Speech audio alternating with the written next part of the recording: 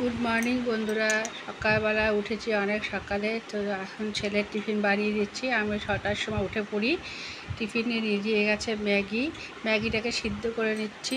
সিদ্ধ করে নেওয়ার পরে এদিকে একটু তুলসী পাতা ভিজিয়ে রেখেছি। তুলসী পাতাটা একটু থেতলো করে রস খাওয়াবো ছেলেকেও, ছেলের বাবাকে, কারণ সকালবেলা উঠে একটু খেলে ভালো। আর ছেলেটা সর্দিও লেগেছে প্রচুর পরিমাণে, এই জন্য আমি এটা করছি।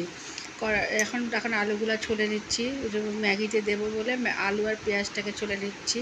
আলুগুলোকে একদম ছোটো ছোটো কাটবো, আর একটু একটা ডিম নিয়েছি, ডিম দিয়ে আলু দিয়ে আর পেঁয়াজ দিয়ে এটাকে করবো। আর ক্যাপসিকাম ছিল না, এই জন্য দিতে পারিনি।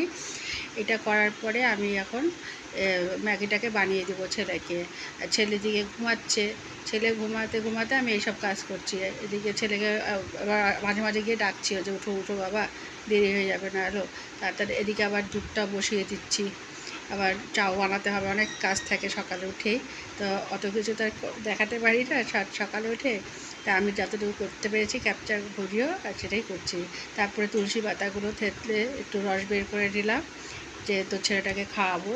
ছেলেটা খেতে চায় না, তাও জোরজবস্তি খাওয়াবো, কারণ না খেলে না হয় না, ছেলেটার অসুবিধা হয়ে যায়। তো এই ছেলেটাকে খাওয়াবো। আবার রসটা বের করে নিয়ে দেখলাম, আবার ছেলের টিফিনটাও তৈরি হয়ে গেল, ম্যাগিটাও তৈরি করে ফেললাম। আমি টিফিন বাটিতে ভরে নিলাম, তার উপর দিয়ে একটু সস দিয়ে দিলাম। এদিকে ছেলে দুধ কমপ্লেক্স খেয়ে যাবে, দুধটাকে গরম করে ছেলেটাকে ঠান্ডা হতে দিলাম। ম্যাগিটাকে চট করে বন্ধ করে না একটা চামচ দিয়ে দিলাম, তারপর ঢেকে রাখবো। আর হালকা করে রেখেছি, পরে আটকে দিব। তারপরে দুধ কমপ্লেক্স, যেহেতু ছেলে খেতেই চায় না সকালে ভাত, এই যে একটুখানি দুধ কমপ্লেক্স খেয়ে চলে যায়। আমি অনেকবার বলি ভাত খেয়ে যায়, কিন্তু খাবে না। এই করতে করতে ছেলে প্যান্টটা ইস্তারি করতে হবে, জামা কাপড় ইস্তারিটা ঠিক আমি করতে পারছিলাম না, যেহেতু এক হাতে ফোনটা ধরা ছিল। আর ইস্তারি আমি ভালো করতেও পারি না, কারণ এটা কেননা হয় না আমার জন্য। তাও আমিই করি সকালবেলা উঠে, ওর বাবা তো করে না, ওর বাবা ঘুমিয়ে থাকে, যে এই জন্য আমার ডাকিও না, এই জন্য আমিই করে দিই এটা।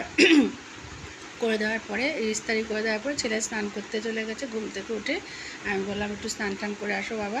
স্নান টান করে আসার পরে ছেলেকে রেডি করে দিচ্ছি। আসলো, তারপর ছেলেকে জামা কাপড় পরে দিলাম। ছেলে জামা কাপড় পরে বসে আছে, তারপরে কমপ্লেক্স খেয়ে এবার বাবা আর ছেলে রেডি হয়ে গেল বের হওয়ার জন্য। আর আমি টাটা দিচ্ছে ছেলে আমাকে, আর আমি পিছন দিকে দাঁড়িয়ে থাকি। ওরা চলে যায়, যতক্ষণ না মেন রাস্তাটায় ওঠে ততক্ষণ একটু দাঁড়িয়ে থাকি। এসে তারপর বিছানা টিছানা করে ফেললাম, বিছানা গুছিয়ে ফেললাম। গুছিয়ে তারপরে যেহেতু প্রচণ্ড রোদ্দু উঠেছে, রোদ্দু ওঠার ফলে আমি সব জামা কাপড়গুলো বিছানা চাদরগুলোকে চেঞ্জ করে মেশিনে দিয়ে দিলাম। মেশিনটাকে সুইচ দিই, অথচ চালু করছি। তারপর মনে করবো সুইচটা তো দেয়নি, এই জন্য সুইচটা দিয়ে দিলাম। তারপর সুইচটা দেওয়ার পরে তারপরে চালু করলাম মেশিনটা চালু করে দিলাম, কারণ এতগুলো জামা কাপড় তো, ছোটো অল্প জামা হলে হাতেই ধুই, কিন্তু অনেক জামা কাপড় দিয়েছে দেখে তারপরে মেশিন ছেড়ে দিলাম। মেশিন ছেড়ে দেওয়ার পর ঠাকুরের বাসনটা মেজে নিলাম, এই ঠাকুরের বাসন। তারপরে চায়ের বাসনগুলো সকালে ছিল সেগুলোকে মেজে দিলাম। মেজে টেজে, যেহেতু আমার হেল্পিং হ্যান্ড নেই, সব আমি নিজেই করি, এই জন্য আমার সব কাজ একাই করতে হয়। তারপর ছেলে যেতে যেতে দেখি ছেলে হঠাৎ করে বোতামটা খুলে গেল শার্টে। তো এখনই সেলাই করে রাখলাম, কারণ কালকে আবার সেই শার্টটা লাগবে, কারণ যেহেতু আজকে যেটা পরে গেছে সেটা কালকে পরতে পারবে না, যেহেতু ঘাম হয়ে যায় প্রচুর পরিমাণে। এই জন্য আমি নিজে একটু সেলাই টেলাই করে দিলাম। করে দেওয়ার পরে একটু এই যে সব কাজ, সকালে কাজ সারার পরে একটু বসলাম, ভাবলাম যে আপনাদের সাথে যেগুলো কাজগুলো শেয়ার করলাম, বসলাম। তাহলে আমি সকালে এত কাজ করি, তা কেমন লাগলো বলবেন।